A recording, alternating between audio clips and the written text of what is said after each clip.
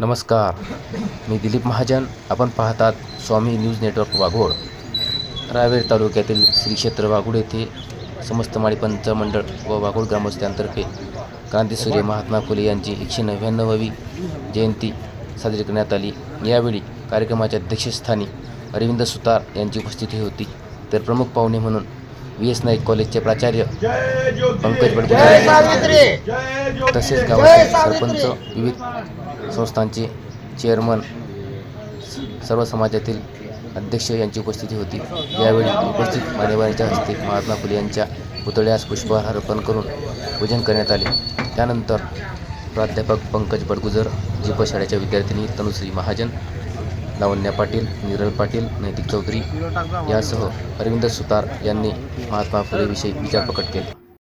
कार्यक्रमाच्या यशस्वीतेसाठी समाजाध्यक्ष डॉक्टर सुनील चौधरी, सचिव रामकृष्ण महाजन, वसंत महाराज, कर्मचारी रमेश महाजन, शांताराम पाटील यांनी परिश्रम घेतले. जन्माला आलं त्या बाळाचं नाव होतं शेटीबा.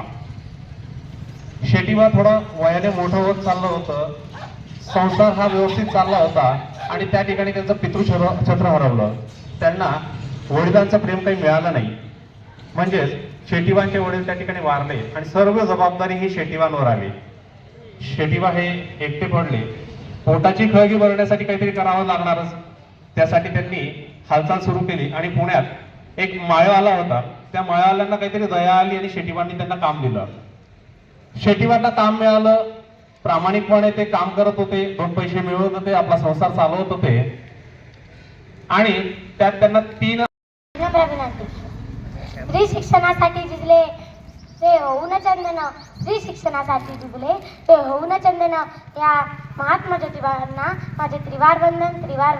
त्या महात्मा ज्योतिबांना माझे त्रिवार वंदन. महात्मा ज्योतिबा फुले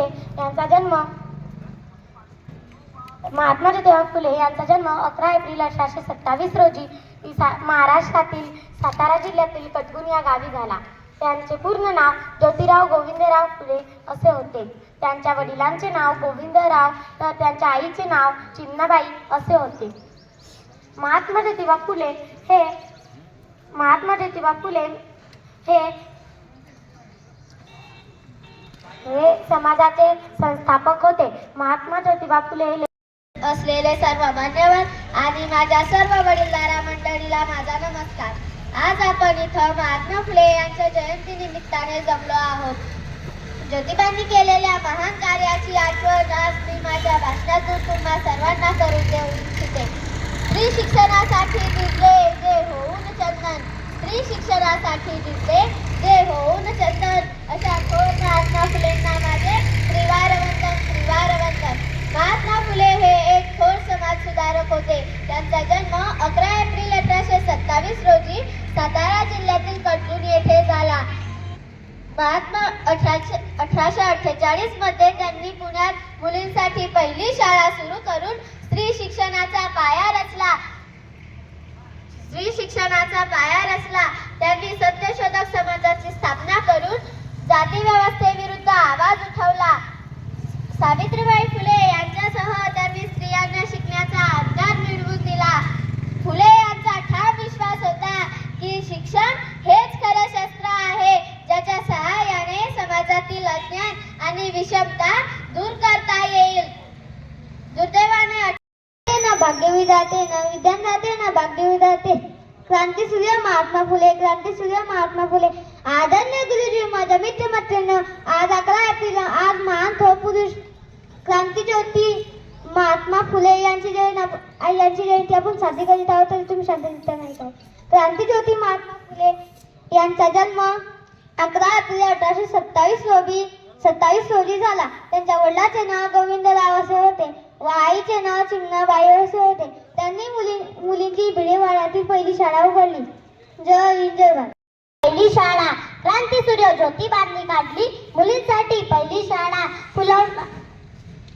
स्त्रियांच्या आधार जीवनात फुलवला ज्ञानाचा